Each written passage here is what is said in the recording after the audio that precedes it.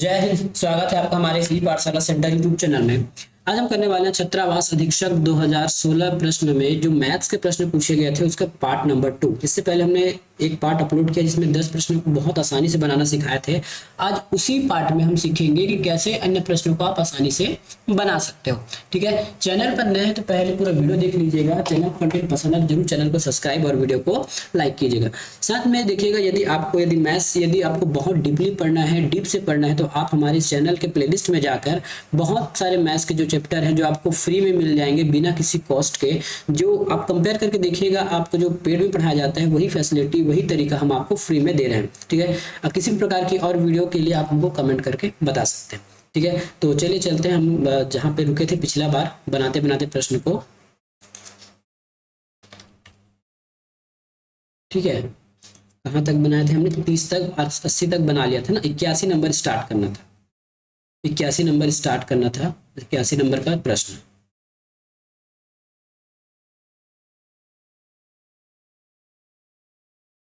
ये देखिए, हमने 80 तक कल बना लिया था। 80 तक का प्रश्न यदि आपने नहीं देखा है तो वीडियो देख लीजिएगा। आज हम 81 से स्टार्ट करेंगे। ठीक है, 81 से आज प्रश्न बनाना स्टार्ट करेंगे। और बहुत कोई भी प्रश्न एक दो लाइन में हो सकता है, लेकिन बहुत लगभग अगर आप प्रश्न की लेंथ देखें तो बहुत कम लाइनों में हम प्रश्न को बनाना आपको बता देते हैं। ठीक है, चलिए प्रश्न पढ़िए। एक ट्रेन की यात्रा को बिना रुके एक ट्रेन किसी यात्रा को बिना रुके 8 घंटे में पूर्ण करती है। यदि ट्रेन की गति 5 किलोमीटर पर आवर ज्यादा होती तो ट्रेन उस यात्रा को 6 घंटे 40 मिनट में पूर्ण कर लेता। तब ट्रेन की प्रारंभिक गति जो है या फिर प्रारंभिक चाल आपको बतानी। गति और चाल एक ही चीज होती है। इंग्लिश पढ़ना चाहिए इंग्लिश पढ़ लीजिएगा, दोनों हमारे पास अवेलेबल है। A train completes a journey without stoppage in 8 hour if it had traveled 5 kilometer per hour faster it would have done the journey in 6 hours 40 minutes. The original speed of the train was। ठीक है, Hindi English दोनों पढ़ लीजिएगा। अब बनाना कैसे बस इसको आप देख लीजिएगा, है ना। कहीं कहीं बस एक्स थोड़ा सा मानने की आवश्यकता पड़ेगा, बाकी आपको ज्यादा एक्स यहाँ मानने की आवश्यकता नहीं पड़ेगा। और केवल नाम के लिए एक्स मानना है, उसके लिए कोई आपको कार्य परफॉर्म करने की आवश्यकता नहीं पड़ेगी। ठीक है, सबसे पहले मान लेते हैं ये ट्रेन की जो यात्रा है ना, इसकी जो चाल हम सबसे पहले मान लेते हैं क्योंकि वही निकालना है ना, प्रारंभिक चाल। तो हम प्रारंभिक चाल को x मान लेते हैं। अब आपको इसका फार्मूला तो पता होगा, speed equal to distance into time. ठीक है, हम यहाँ डिस्टेंस निकालेंगे। डिस्टेंस के लिए क्या करना होगा? डिस्टेंस निकालने के लिए हमारे पास यह प्रारंभिक गति आ गई है और 8 घंटा भी आ गया है। तो क्या करेंगे, डिस्टेंस और r को गुना करेंगे, पक्षांतर करेंगे ना, तो ये हो जाएगा s गुना t हो जाएगा। इतना डिटेल में आपको लिखने की जरूरत नहीं है ना, मैं बस आपको बताने के लिए लिख रहा हूँ। तो d बराबर यहाँ पे हो जाएगा आपका 8 इंटू एक्स। ठीक है, इसको याद रखिएगा इतने पॉइंट को। अब देखिए, अब क्या कह रहा है, यदि इसी ट्रेन को हम स्पीड बढ़ा देते हैं 5 घंटा, तब यही क्या करते हैं, उसी दूरी को इतने मिनट में समय करती है। मतलब दोनों दूरी समान होगा ना। यदि हम 8 इंटू एक्स निकालते हैं या फिर 5 को गुना करके यहाँ से निकालेंगे तो भी हमारा दूरी इक्वल ही रहेगा। ठीक है, सेकंड टाइम हमारा गति क्या हो गया, 5 घंटा बढ़ गया। पहले स्पीड क्या था, x था, अभी इस x में 5 बढ़ गया।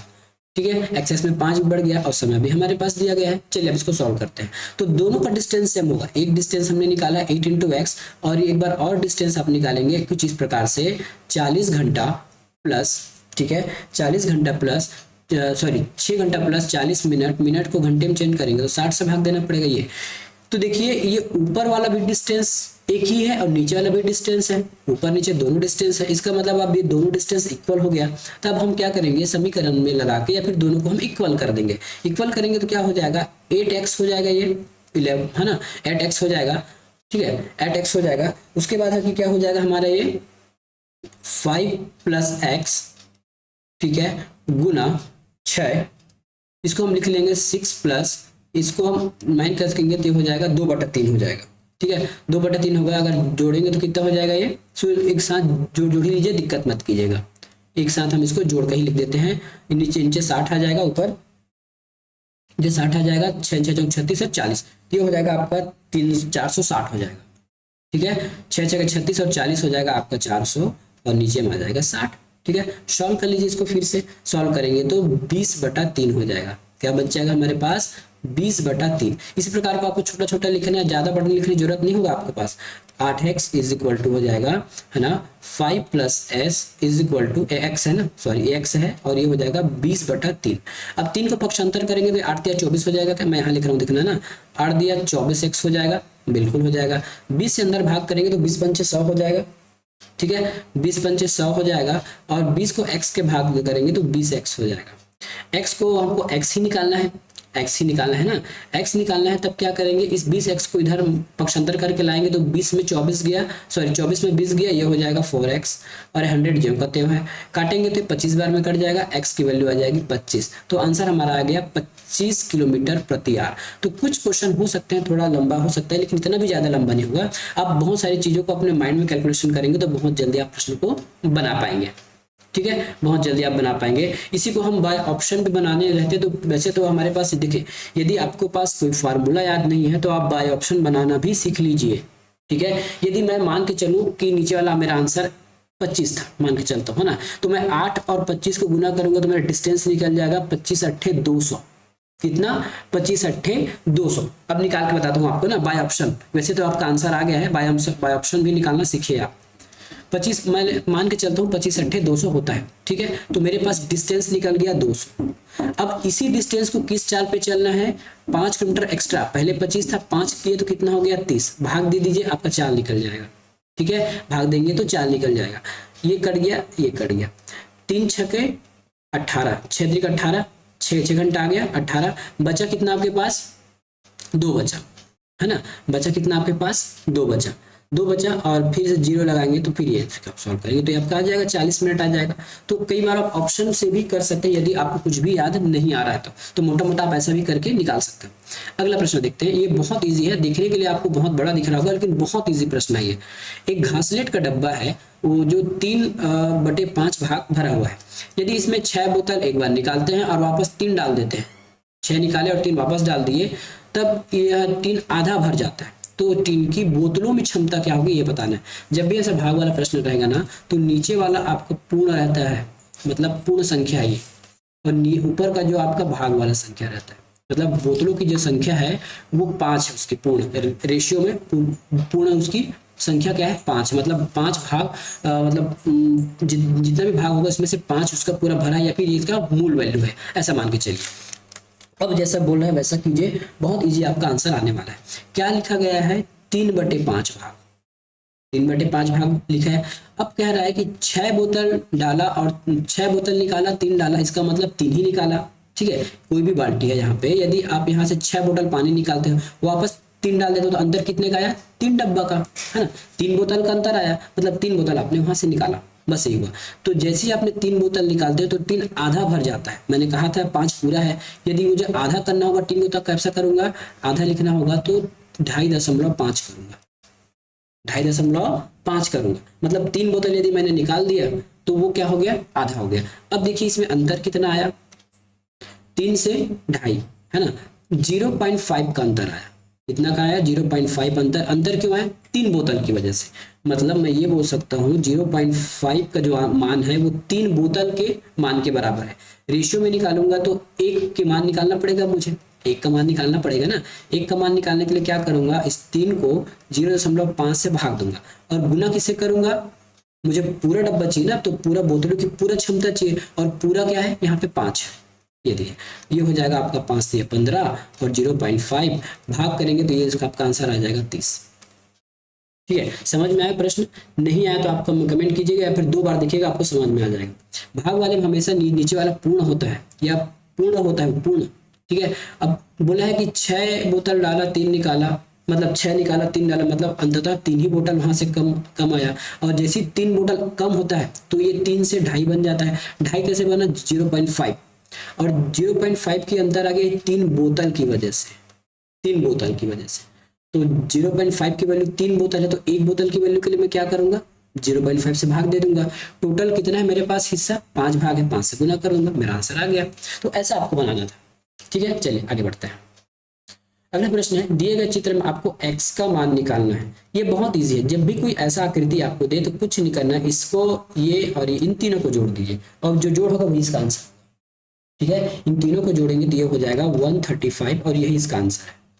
ठीक है। इसके पीछे का जो ट्रिक है या फिर जो मेथड है वो आप सीखना चाहते हैं तो हमारे जो बेस वाला मतलब फाउंडेशन वाला जो कोर्स है उस पर हम आपको बता देंगे कि ये होता क्यों है। लेकिन जब भी ऐसा आएगा है ना, यदि यहाँ पे x ऐसा पूछ दिया गया तो अंदर के जितने भी एरिया, अंदर जितने भी कोण है उसको ऐड करेंगे तो ये 135 आ जाएगा और 135 हमारा आंसर हो जाएगा इस प्रकार से। अगला प्रश्न, अब देखिए किसी लकड़ी के बंद डिब्बा है, बाहरी माप उसका 45 सेंटीमीटर गुना 32 सेंटीमीटर और 28 सेंटीमीटर है। यदि डब्बा का जो चौड़ाई है, मतलब डब्बा का जो लकड़ी का जो चौड़ाई है, जिससे लकड़ी से आपका आधार बनाया गया, हाइट बनाया गया, ढक्कन बनाया गया, बेस बनाया गया, बंद डब्बा है ना, तो पूरा पैक होगा। तो उस लकड़ी की जो मोटाई 1 सेंटीमीटर है, तो लकड़ी के अंदर की क्षमता निकालना है आपको। क्षमता निकालने की क्या करेंगे, आपके सब में 2-2 कम कर दीजिए, ठीक है, सब में 2-2 कम करके गुना कर दीजिए, क्योंकि इधर 1 मीटर और ऊपर 1 मीटर, ये तो हाइट है, मतलब ये चौड़ाई है, ठीक है, ये क्या इसकी चौड़ाई हो गई, तो 28 में 2 कम करेंगे तो क्या हो जाएगा, ये 26 हो जाएगा। उसी प्रकार ये 32 है, इधर 1 कम कीजिए, इधर 1 कम कीजिए तो ये हो जाएगा 30, ठीक है। अब आता है हमारा 45 में भी 1-1 कम कर दीजिए, हो सकता है ये ढक्कन या कोई भी बन रहा होगा, इसमें भी 1 कम करेंगे तो ये 2 कम करेंगे तो हो जाएगा 43। अब इन सभी को जोड़ने पर आपका आंसर क्या आ जाएगा, इन सभी को जोड़ने पर आ जाएगा इसमें 33,540, ये आंसर आ जाएगा, है ना। और वैसे बाय ऑप्शन से बनाना चाहे तो यदि ये 0 है तो लास्ट में 0 तो आना ही है ना, गुना करेंगे तो लास्ट में 0 आएगा ही, तो ये इसका आंसर हो जाएगा। तो इतने आसान में से आप बना सकते थे बिना कुछ एक्स्ट्रा एफर्ट लगाए। अब देखते हैं, एक आयताकार कागज है ना, एक आयताकार कागज बना लेते हैं भैया, क्या दिक्कत है, एक आयताकार कागज, एक आयताकार कागज हो गया, ये हो गया कागज, ये एक आयताकार कागज हो गया। तो इसकी जो चौड़ाई है 22 और लंबाई है, या फिर लंबाई चौड़ाई, लंबाई 15 मान लीजिए, चौड़ाई 22 मान लीजिए, ठीक है। एक इसका एक डायमेंशन है। लंबी भुजा की तरफ से इसको मोड़ा जाता है, ठीक है, मोड़ कर इसको क्या बनाया गया, बेलन बनाया गया, तो बेलन का आयतन आपको निकालना है। अब इसको जैसे ही मोड़ते हैं ना तो यहाँ से मोड़ना शुरू कीजिएगा, लंबी भुजा ये है ना, तो यहाँ से इसको बेलन मोड़ना शुरू कीजिएगा, ठीक है। लंबी भुजा की ओर से इसको मोड़ा गया है, लंबी भुजा के अनुदिश इसको मोड़ा गया है। मोड़ने के बाद कैसे हो जाएगा इसका, लंबी भुजा की वजह से इसको मोड़ा गया है, तो इस प्रकार से ये मुड़ जाएगा, ये मुड़ जाएगा, ठीक है। हाइट तो इसका 15 रहेगा ही रहेगा। अब इसका जो ये डायमीटर है ये 22 बन गया। अब यहीं से हमको क्या निकालना है, इसका आयतन निकालना है। सिलेंडर का आयतन होता है पाई आर स्क्वायर एच, ठीक है। यहाँ से आर निकाल सकते हैं क्या, ये तो स्क्वायर गोला हो गया। सर्कल का क्या निकल गया हमारे पास यहाँ पे, ठीक है, सर्कल का क्या निकल जाएगा, यहाँ पे परिमाप निकालना है। तो सर्कल का परिमाप का सूत्र क्या होता है, मैं यहाँ लिख रहा हूँ ना, देखिए जगह कम पड़ा है मेरे पास, 2 पाई आर बराबर 22, ये पूरा परिमाप हो जाएगा ना, ये पूरा परिमाप बन गया, ये 22 वाला परिमाप निकालूंगा तो क्या हो जाएगा, ये हो जाएगा हमारा 44, ठीक है, 44 हो जाएगा। और इसको सॉल्व करेंगे तो क्या हो जाएगा, 35 आ जाएगा। कैसा आएगा देख लीजिएगा, पाई को इधर ट्रांसफर कर दीजिए, या फिर आर बराबर आप यहाँ लिख सकते हो, ठीक है। आर बराबर हम क्या लिख सकते हैं यहाँ पे, सॉरी ये 11 होना चाहिए, चलिए फिर मत काटिए, आर बराबर जैसा कि वैसा लिख लेते हैं। तो ये हो जाएगा आपका 22 गुना 7, पाई का मान है, उधर जाकर उलट गया, उल्टा हो गया, और ये 2 गुना 22 हो गया, ठीक है। क्या हो गया, 2 गुना 22 हो गया। अब इसका मान हमने निकाला तो ये निकला आपका 3.5 निकलता है, आर की वैल्यू क्या निकला 3.5। अब इसी 3.5 को अब यहाँ रख दीजिए पाई आर स्क्वायर में, पाई का मान फिर से रखिए 22/7 गुना आर की स्क्वायर में है तो 3.5 गुना 3.5, और हाइट कितना हो जाएगा 15 हो जाएगा। इस पूरे को यदि आप सॉल्व करते हो ना तो आपका आंसर आ जाएगा 570 1/2, ठीक है, 570 हो जाएगा, ठीक है, 570 1/3 मीटर क्यूब।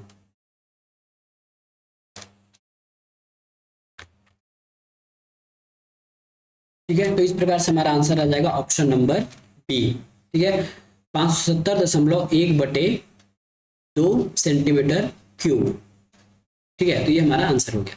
अगला प्रश्न की ओर चलते हैं। ए और बी की आय के अनुपात में ए और बी का आय का अनुपात है 3:2 है। दोनों की आय कितना है, 3:2 के अनुपात में है। ठीक है। खर्च का जो अनुपात है 5:3 में है। यदि दोनों 200 रुपया बचा लेते हैं, प्रत्येक 200, ए 200 और बी 200, तो हमको इसको आय निकालना है। ठीक है, क्या निकालना है? आय निकालना है। वैसे हमको आय का अनुपात दिया गया है ना, एक आय निकालना है। एक आय का अनुपात 3 है। बाय ऑप्शन से चले तो ऑप्शन में मेरा आंसर ये नहीं हो सकता, जो ऑप्शन 3 से कटेगा वो मेरा आंसर होगा। 3 से ये भी नहीं कटेगा, 3 से 1500 और 1200 दोनों कट जाएगा, इसलिए मुझे बनाना पड़ा। यदि एक ऑप्शन और कट जाता तो बनाने की आवश्यकता ही नहीं पड़ता, मैं बाय ऑप्शन ही बना देता। लेकिन अब दो ऑप्शन कट रहे हैं, 1500 और 1200, आएगा तो दोनों में से कोई एक ही आने वाला है ना, 1500 या 1200। अब ये आप कैसे करोगे? यदि घंटी बजनी वाली है लास्ट में, तब आप एक ट्रिक क्या कर सकते हैं कि कोई भी एक आप 50-50 चांस मार सकते हैं, यदि आपका पेपर अच्छा बना है तो। नहीं तो 2 मिनट का काम है, आप 2 मिनट में इसको बना सकते हो। ठीक है, अब चूंकि मुझे ऑप्शन से बनाना पड़ेगा, ऑप्शन से बनाना, और ऑप्शन से अपने बन नहीं पाएगा तो मुझे इसको सॉल्व करना पड़ेगा। फिर सॉल्व भी बहुत इजी है, कोई भारी बात नहीं है सॉल्व में। ये देख लीजिए, सबसे पहले हम आय को लेते हैं। यहाँ पे ये आय हो गया ए और बी की। आय यहाँ पे 3 है तो 3x मान लीजिए, बी है तो 2 है तो 2x मान लीजिए। ये आय है और हमके पास बचत दिया गया है। अब देखिए, यदि मैं आय में बचत माइनस कर दूं, मान लेते हैं आपने 100 रुपया कमाया और 50 रुपया बचाया, इसका मतलब आपने 50 रुपया खर्च कर दिया, यही होगा ना। 100 रुपया कमाया, 100 रुपया दिया, बचत करते हैं तो 50 रुपया खर्च करते हैं। सेम ही पर हम यहाँ लगे, ये कितना कमाया था? ये 3x कमाया था, कितना बचा लिया? 200 बचा लिया। चलिए भैया 200 बचा लिया। अब बी कितना कमाया था? 2x कमाया था, कितना बचा लिया? ये भी 200 बचा लिया। अब इन दोनों का अंतर क्या हो जाएगा? हमारा बचत हो जाएगा, सॉरी खर्च हो जाएगा, है ना। आय में अगर बचत करें तो हमारा खर्च निकलता है। खर्च का अनुपात है 5:2 में हमारा खर्च है, सॉरी 5:3 है। क्या है? 5:3 में क्या है? इसका खर्च का अनुपात दिया गया है 5:3 में, तो ये 5:3 मैंने 3 लिख दिया। अब इसको क्रॉस प्रोडक्ट कर दो, आपका आंसर आ जाएगा। क्रॉस प्रोडक्ट करेंगे तो क्या हो जाएगा? 3 का गुना 3 से करेंगे तो ये हो गया 3 तिया 9x माइनस 3 तिया हो जाएगा 3 दूना 6x, मतलब 600। 5 का क्रॉस प्रोडक्ट करेंगे तो 5 दूना 10x हो जाएगा और ये हो जाएगा 1000। कितना हो जाएगा? 1000। तो जो प्लस माइनस जहां होना है उसको प्लस माइनस कर लीजिए। x की वैल्यू आ जाएगी 4000। 1000 में आप 600 माइनस करेंगे 400 आएगा। 10x में 9x माइनस करेंगे x आ जाएगा, तो x की वैल्यू हो जाएगी 400। ठीक है, x की वैल्यू हो जाएगी 400। अब पूछा क्या गया है? a की आय। a की आय क्या है? हमारे पास 3x है, तो 3 गुना 4 कर दीजिए। x की वैल्यू तो आ चुका है, ये 4 है ना, याद रखिएगा, ये 4 है तो 4 तिया 1200। देखिए हमारा आंसर यही आया, ये वाला 15 नहीं आया। इसलिए हम बोला था कि 15 और 12 दोनों में से कोई एक आने वाला है। और वही यदि हमको b की आय पूछता तब, तो b की आय क्या है? 2x है, तो 2 गुना 4 कर दीजिए, ये 800 आ जाता। कितना आ जाता? 800 आ जाता। ये देखिए, तो इस प्रकार से आपको आंसर प्रश्न बनाने थे। बहुत ईजी है, कोई भी इसमें टफ वाला काम नहीं है। अब इधर देखते हैं, एक आयत है जिसकी त्रिज्या, सॉरी जिसकी जो लंबाई है 35 सेंटीमीटर और चौड़ाई 28 सेंटीमीटर है। लंबाई चौड़ाई दिया गया है। ठीक है, इस आयत के दोनों छोर पर अर्धवृत्त बना हुआ है, अर्धवृत्त बना है और रेखांकित भाग का आपको क्षेत्रफल निकालना है। क्या करना है इसमें? आपको आयत का क्षेत्रफल निकालना है और वृत्त के क्षेत्रफल को माइनस कर देना है, आंसर आ जाएगा रेखांकित भाग का। ठीक है, रेखांकित भाग का क्षेत्रफल आ जाएगा। अब हमारे पास बचता ये है कि इस साइड आधा वृत्त, इस साइड आधा वृत्त, दोनों एक वृत्त बन गया। ठीक है, वृत्त की त्रिज्या क्या होगी? जब ये पूरा 28 सेंटीमीटर है तो आधा वृत्त की त्रिज्या हो जाती है, 28 का आधा हो जाएगा 14, तो हमारे वृत्त का त्रिज्या निकल गया। ठीक है, वृत्त का त्रिज्या निकल गया तो हम इसका क्षेत्रफल भी निकाल सकते हैं। सबसे पहले हम इस आयत का क्षेत्रफल निकालेंगे, तो ये हो जाएगा हमारा 35 गुना 28, है ना। अब इसमें हमको माइनस करना है इस वृत्त के क्षेत्रफल को। ठीक है, वृत्त का क्षेत्रफल होता है पाई आर स्क्वायर होता है। 35 गुना 28 करेंगे तो क्या आ जाएगा हमारा आंसर? 35 गुना 28 करेंगे तो ये हो जाएगा 980, ये 980 हो गया। ठीक है, अब हमको पाई आर स्क्वायर करना है, पाई का मान होता है 22/7, आर 2 बार है तो ये देख लिए 14 हो गया, ये 14 है ना। 7 एकम 7, ये 2 बार में कट गया, 7 दूनी 14, कितने बार में कट गया? 7 दूनी 14। अब इसको पूरा सॉल्व करेंगे तो ये हो जाएगा 616 आता है, पूरे को सॉल्व करने में कितना आ जाता है? 616। अब इस 980 में यदि आप 616 माइनस करते हैं तो हमारा रेखांकित भाग का आंसर निकल जाएगा 364 वर्ग सेंटीमीटर। ये लगा लीजिए वर्ग सेंटीमीटर, ये हमारा आंसर आ गया। ठीक है, तो इस प्रकार से आपको सोच कर आंसर निकालना था। अब बहुत इजी मैट्रिक था। एक को पूरे क्षेत्रफल में यदि वृत्त का माइनस करते, अब कोई क्या करेगा इसमें, आधा वृत्त लेगा 2 बार। आधा वृत्त 2 बार क्यों लेना, जब हमको पता है यहाँ आधा है यहाँ आधा है, दोनों का डायमीटर सेम है, तो एक वृत्त हो गया, तो 2 वृत्त लेने की आवश्यकता नहीं है अर्धवृत्त के नाप से। अगला देखिए 88 नंबर प्रश्न है, दिए गए चित्र में सी का क्षेत्रफल, अंदर सी है, उसका क्षेत्रफल जो है ना इसी इसका है 9 पाई, ठीक है। तो वर्ग पी या क्यू आर का क्षेत्रफल ज्ञात कीजिए। देखिए ये वर्ग है, वर्ग मतलब इसके चारों भुजाएं बराबर होंगी। भुजाएं निकालना तो क्या करूंगा, मुझे इसका डायमीटर निकालना होगा, मतलब इसका व्यास निकालना होगा। व्यास निकाल, देखिए व्यास कभी कभी पूरा नहीं निकलता, सबसे पहले हमारा आर निकलेगा। यदि 2r का मान हमारा डी होता है, हमको डी निकालना है। अगर मैं डी निकाल लिया तो ये भी डी हो जाएगा, ये भी डी हो जाएगा, ये भी डी हो जाएगा और ये भी डी हो जाएगा। और डी का स्क्वायर करूंगा तो मुझे क्या मिल जाएगा, क्षेत्रफल मिल जाएगा, ठीक है। चलिए अब वृत्त का निकालते हैं, जो चीज दिया गया है। वृत्त हमको क्या दिया गया है, क्षेत्रफल दिया गया है। वृत्त का क्षेत्रफल का सूत्र होता है पाई आर स्क्वायर, और हमको क्षेत्रफल दे दिया गया है कितना, 9 पाई। इस पाई से ये पाई कटा, यहाँ पे स्क्वायर है तो ये आर का मान हो जाएगा 3, क्योंकि 3 का स्क्वायर है, आर की वैल्यू आ गई। यदि आर 3 है तो डी बराबर हो जाएगा 2r, डी बराबर 2r में हो जाएगा ये 6, ठीक है। तो ये 6 हो जाएगा, ये भी 6 हो जाएगा, ये भी 6 हो जाएगा और ये भी 6 हो जाएगा, ठीक है। अब स्क्वायर का क्षेत्रफल निकालते हैं तो 6 × 6 ये हो जाएगा 36। देखिए इतना इजी से आपको इसको निकालना था, ठीक है। इतना इजी वे में आपको इसको निकाल सकते थे। आगे चलते हैं, इस प्रश्न को करते हैं। ए तथा बी की औसत आयु 20 वर्ष है ना। यदि सी और ए का स्थान ले ले, यदि सी जो ए का स्थान ले ले तो औसत आयु 19 हो जाती है, तथा सी जो है बी का स्थान ले ले तो औसत आयु जो है 21 हो जाती है। इस प्रकार हमको ए बी सी की आयु निकालनी है। इसको केवल हम ऑप्शन से करेंगे, केवल और केवल ऑप्शन से, है ना। इसमें किसी प्रकार की मानने या बनाने की कोई जरूरत नहीं है। सबसे पहले हमको कहा गया है कि ए और बी की औसत आयु 20 है। औसत मतलब देखिए ये ए प्लस बी है, इसकी औसत 20 है, इसका मतलब ये है कि इन दोनों का योग 40 होने वाला है। औसत 20 है मतलब दोनों का योग 40 होने वाला है, ठीक है। अब देखिए ये ए है, ये बी है और सी है, किसमें 40 हो रहा है, लगभग सभी में 40 हो जा रहा है, ठीक है। तो अब हम यहाँ से एलिमिनेट नहीं कर पाए। अब कहा गया है कि सी, है ना, सी ए का स्थान ले लेता है। कब क्या होगा, इस सी जो है ए का स्थान ले लेता है तो ये बी हो जाएगा। अब इसकी औसत आयु होती है 19, तो 19 दूनी हो जाएगी 38। अब देखिए सी और बी का योग 38 होना चाहिए। सी और बी का योग, सी और बी का योग 38 होना चाहिए। देखिए किसमें हो रहा है, इसमें 24 और 20 जोड़ेंगे तो 44, ये तो गया काम से, ठीक है। अब इसके बाद ये 20 10 और 30 8 38, ये एक बार हो सकता है, ठीक है। उसके बाद 16, ये 20 कितना हो जाएगा आपका, 22 और 6 कितना हो जाएगा, जोड़ के देख लीजिए, 22 और ये हो जाएगा आपका 6 2 8 और 3, ये भी 38 हो जाएगा और ये भी 38 हो जाएगा। अब और आगे टिक लगाते हैं, हाँ, और आगे टिक लगाते हैं, फिर समझ में आ जाएगा ये। अब उसके बाद कह रहा है कि यदि सी जो है बी का स्थान ले ले, है ना, यदि सी जो है बी का स्थान ले लेता है, इसी में देखते हैं, इसी में यदि सी जो बी का स्थान ले ले तब क्या होगा, तो ए प्लस सी कर लेंगे हम, तब कितना होना चाहिए, 21 होना चाहिए, और 21 दूनी 42 होता है। तो ए और सी का मान 42 होना चाहिए। ए और सी का मान देखिए, ए और सी का मान 42 किस में हो रहा है, ठीक है। ए और बी का मान 42 किस में हो रहा है, तो ये 22 और ये 20, दोनों का योग 42 हो जाएगा, बाकी किसी में 42 नहीं होगा, तो यही हमारा आंसर हो जाएगा, ठीक है। यही हमारा आंसर हो जाएगा। कैसे है, एक बार और देख लीजिए, अच्छे से ध्यान से पढ़ लीजिए। ए और बी की औसत आयु 20, जैसी औसत आयु बोला जाता है ना, तो जितनी संख्या होती है उसके 2 गुना उसके गुना करना पड़ता है। कितने लोग हैं, 2 लोग हैं, तो 2 गुना 20 = 40। तो इन दोनों का औसत मतलब योग क्या हो जाएगा, 40 वर्ष हो जाएगा। उसी प्रकार यदि सी ए का स्थान ले ले तो ए को हटा देते हैं, सी रख लेते हैं। सी और बी का औसत कितना बोला है, 19, तो 19 का डबल 38, तो सी भी 38 होना चाहिए, तो ये हो नहीं रहा 38, ये दोनों 38 हो जा रहा है, ठीक है। ये भी 38 नहीं होगा, ये भी 38 नहीं होगा, बाकी दो, ये भी 38 नहीं होगा, ये दोनों 38 हो जा रहा था, ठीक है। अब दोनों में खेल है। उसके बाद कहा गया है कि सी बी का स्थान ले ले, चलो सी का भी स्थान ले लेते हैं, तो ए और सी 42 होना चाहिए। अब देखिए ये लास्ट ए और ये सी, इन दोनों का योग 42 हो गया, इसमें 42 नहीं हो रहा है, तो हमारा आंसर आ गया बी। तो इस प्रकार से आप ऑप्शन से भी प्रश्न सॉल्व करना सीखिए। तो ये था हमारे प्रश्न का उत्तर, जिसमें हमने पूरे प्रश्न आपको करके दिखा दिए। कि आपको ये कैसा लगा टेक्निक, शॉर्टकट में बताइएगा। मिलेंगे अगले वीडियो में, धन्यवाद।